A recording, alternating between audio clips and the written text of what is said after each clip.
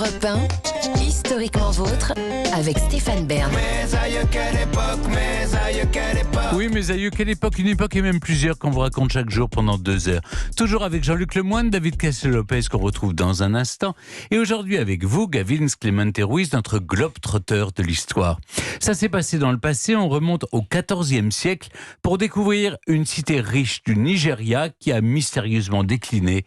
La cité d'Ifé. Et oui, la cité d'Ifé, située à 200 km au nord-est de Lagos, une cité qui a connu son apogée au XIVe siècle. Si de nombreuses fouilles ont eu lieu, cela reste une cité toujours aussi mystérieuse dont on essaie aujourd'hui encore de déchiffrer le mode de vie, notamment à travers le produit de ces fouilles. Et qu'est-ce qu'on a retrouvé sur place alors ? Eh bien, essentiellement de superbes têtes sculptées en bronze ou en terre cuite. Ces têtes sculptées présentent des lignes alignées, parfaitement symétriques sur l'ensemble du visage. C'est vraiment très très beau avec des motifs harmonieux et des coiffures très stylisées. Et on sait à quoi servaient ces têtes sculptées ? Eh bien, les archéologues pensent qu'il s'agit de portraits sculptés pour se souvenir des défunts, mais ce qui surprend davantage, c'est le métal.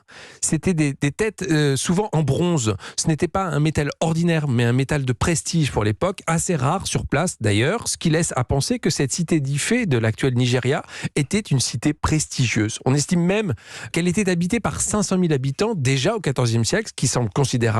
D'autres découvertes ont permis de mettre au jour des pavements savamment disposés qui permettaient à l'époque l'évacuation des eaux.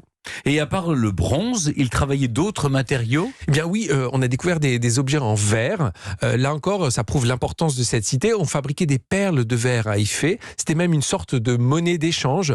C'était encore une fois une chose rare à cette époque médiévale. Et cette cité qui semble prestigieuse, mais dont on entend rarement parler, cesse rapidement donc de briller. Eh bien oui, je vous l'ai dit, tout s'arrête du jour au lendemain, ou presque, au milieu du XIVe siècle. Les habitants d'Ifé quittent les lieux précipitamment et notamment laissent ces têtes sculptées et ces perles de verre sur place. Une des raisons qui a été donnée par les archéologues, c'est qu'il y avait eu la peste, tout simplement, en provenance de l'Occident. Elle aurait décimé des populations entières qui auraient tenté de la fuir avant d'être touchées et donc de tout laisser là sur place. Oui, mais cette cité d'Ifé, elle continue de faire parler d'elle encore aujourd'hui. Ben oui, à plus d'un titre, Stéphane, parce que tout d'abord, Ifé, pour le peuple Yoruba, c'est un des principaux groupes ethniques du Nigeria et reconnaît aujourd'hui Ifé comme sa capitale, voire même fait d'Ifé son berceau du monde. Encore aujourd'hui, pour les Yoruba, c'est une ville sacrée, là où tout a commencé pour eux et où les dieux sont nés. C'est pas rien. D'ailleurs, les fouilles continuent sur place pour comprendre l'organisation de cette cité mystérieusement disparue. Mais surtout, en fait, depuis ces dernières années, ces derniers mois,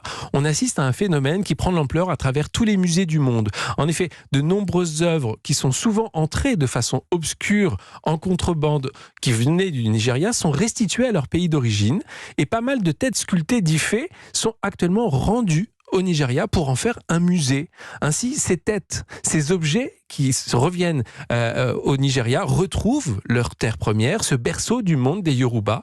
C'est un geste important quand on sait que chez les Yoruba, mourir, c'est prendre le chemin le plus rapide sans tarder pour revenir à Ifé, qui est le centre du monde, le centre de leur monde. Le chemin est un peu plus long, on l'a compris pour certains objets, mais certains de ces objets arrivent finalement à bon port. Bien, merci beaucoup Gavin pour cette découverte d'Ifé, une ville riche et puissante du XIVe siècle, encore célébrée à travers la culture du peuple Yoruba aujourd'hui au Nigeria. Mes aïeux, quelle époque! Dans un instant, c'est le début de la fin, ou début tout court. Avant de partir, on remonte aux origines avec David Cassel-Lopez et sa vidéosurveillance.